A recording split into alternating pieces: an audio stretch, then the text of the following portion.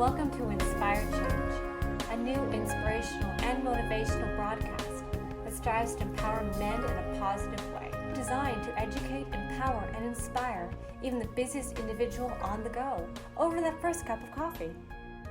Please join me in welcoming Gunter, international psychologist, author, speaker, and producer. Welcome everybody to another episode of Inspired Change.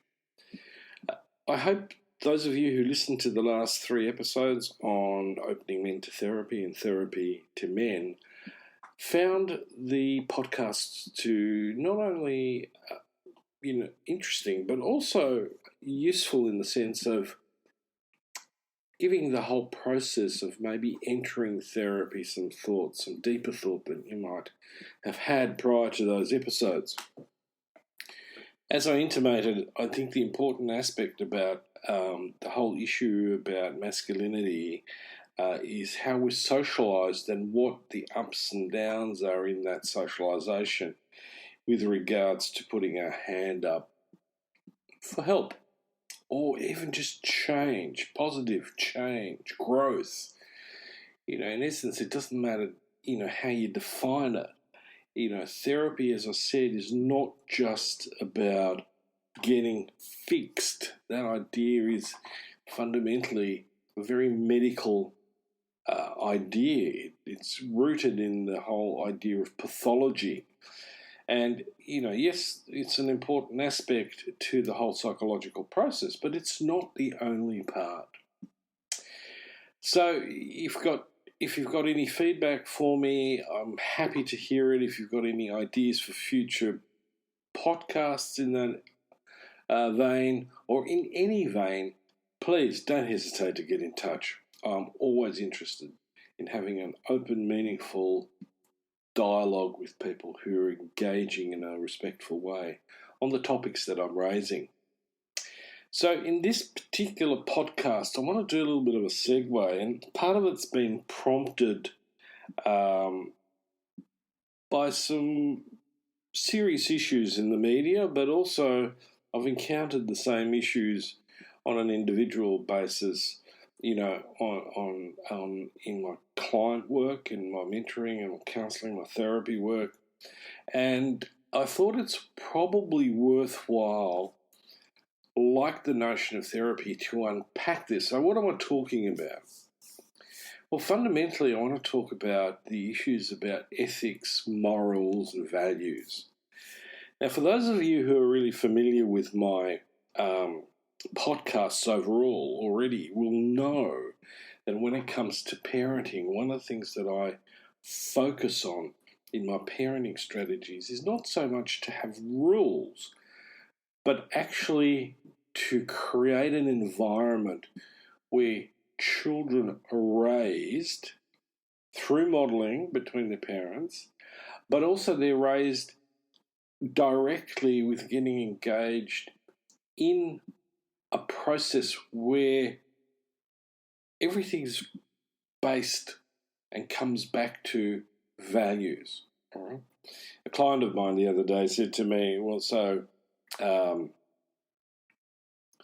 stuff the rules, basically, is what I'm saying. I sort of said, well, to a degree, there really still is a need for some rules, but we don't need volumes of rules. Right? So let's come back to this issue about values, because as I said, it is the foundation that directs my relationship with myself, but also it gives direction to my relationship with others, not just in how I think and feel, but also in the decisions that I make with regards to my actions. Okay? So let me unpack this. Okay, so let's put a structure around it. So we're talking about, let's put rules aside for a moment. Let's look at values. Okay, so the question then that would immediately come to mind is, well, what are values? How do we define them? What are they about? Let me just lay the foundation for the next question, which is about morals. What is morality? Now, I'm going to be very very straight up and down with that, and that is a lot of people want to argue that morals exist because of our religious backgrounds. And I argue quite strongly against that. We can have a strong morality without religion. It's called secular morality, okay? And the other part to this is the issue about ethics, okay? So let me work through this one step at a time. Now, at this point in time, I'm sort of going along fairly organically with this whole thing.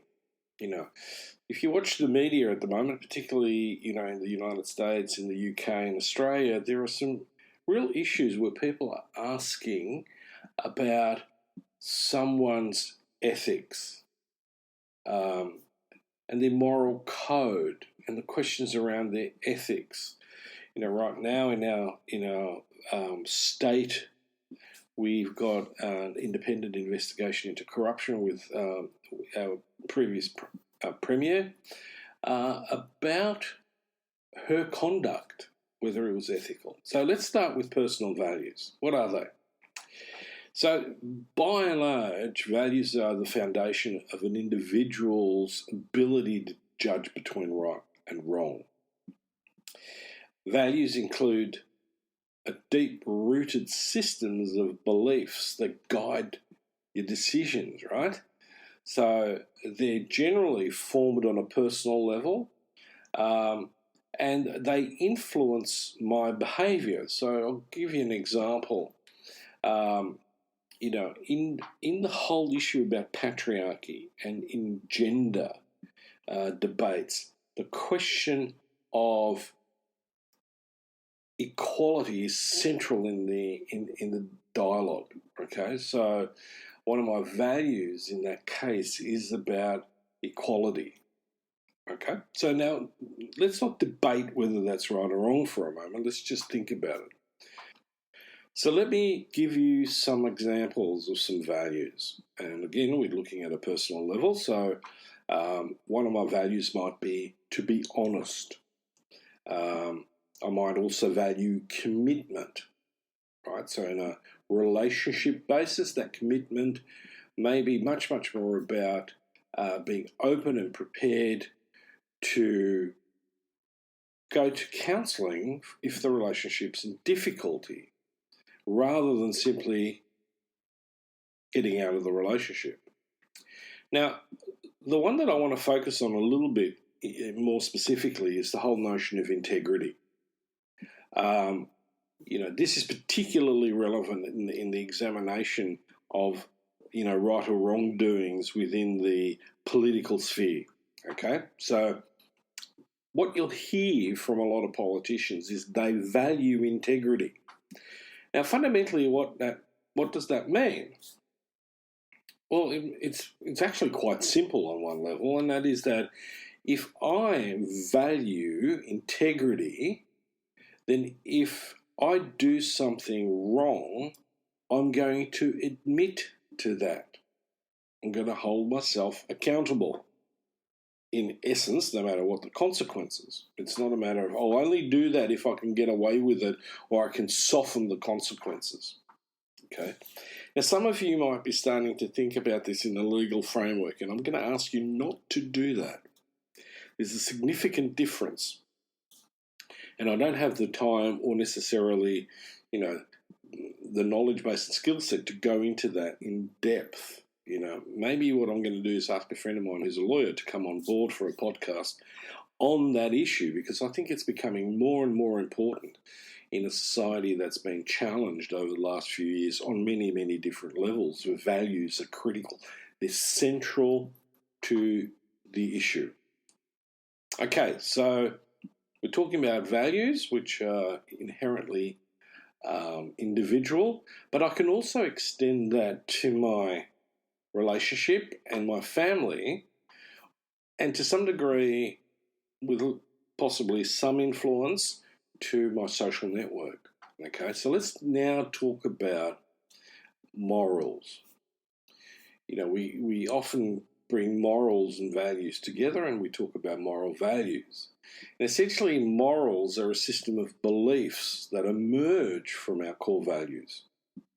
They're specific and they apply to the context. And usually it's about my desire to be good. Okay, this is where the connection often comes into the religious framework. But again, we don't need to be religious in order to have a moral framework. So let me give you some examples of morals. So if I go back to the doing right or wrong thing, right? So in my view, it's bad to steal. It's bad to lie. Because I have some very clear values around that. So I'll give you an example that's a little bit out of left field, but if my value is ambition, then I'm going to allow myself to do things in order to meet that value, to meet my ambitions that may not be good. Now, an easy one is that if I've got a strong need to succeed, right, then I'm going to go, working late, working 14, 15 hours a day is a good thing. Now, as a health professional, I'm going to challenge you on that and go, is that really what you want to do? Because ultimately the question is it sustainable? So if you're saying that one of your values is a healthy lifestyle, then working late is going to be a contradiction to that. Right? So is going to be, success at all cost, or, ambition is more important than health. So this is where things interrelate. We need to start thinking about how this works together. It's all very well to say I've got integrity, yet take bribes. Well, that's not true. If I take bribes, I don't have any integrity. So when I see a person's behaviour, part of that is going to make me think about where their behaviour originates. Where's it come from? Right? So if the question that I often pose in discussions, especially on a philosophical level, is, how is it that good people can do bad things? Right? Or how is it that bad people can do good things? That's a particularly interesting question to ask. Okay, so let me move into this issue about morals and ethics. In reality, morals and ethics are actually quite similar. And some people, in fact, do use them interchangeably. I tend to be a bit more specific about it, and my suggestion is think about it as morals are concerned with the individuals feeling good or bad. Ethics are about behaviours that are right or wrong. So, for example, in my profession as a health professional, one of my ethics is to do no harm. Okay, it's an overriding principle, but I've also adapted that into my life as a whole. Now, obviously, I'm not perfect, so occasionally I will do something that in hindsight I go, oh yeah, I should have thought about the consequences, and it might be just a slight, So, for example, if I don't respond to my partner's needs, and I could respond to my partner's needs, then I'm in essence doing harm, and I don't want to do that. Okay, so there's lots of ways in which ethical frameworks are structured and implemented. Implementation in ethics is a particularly important thing. So in most organisations, we have a code of conduct or a code of ethics. Right? So we're bound when we join an organisation to understand what those ethics are and what my conduct is going to look like in relationship to that. So, for example, doctors, have a strict code of ethics when they swear on the Hippocratic Oath. one of the challenges, and this was where it gets interesting in law, is that a defence lawyer is ethically bound to do his best to defend a person who's been charged with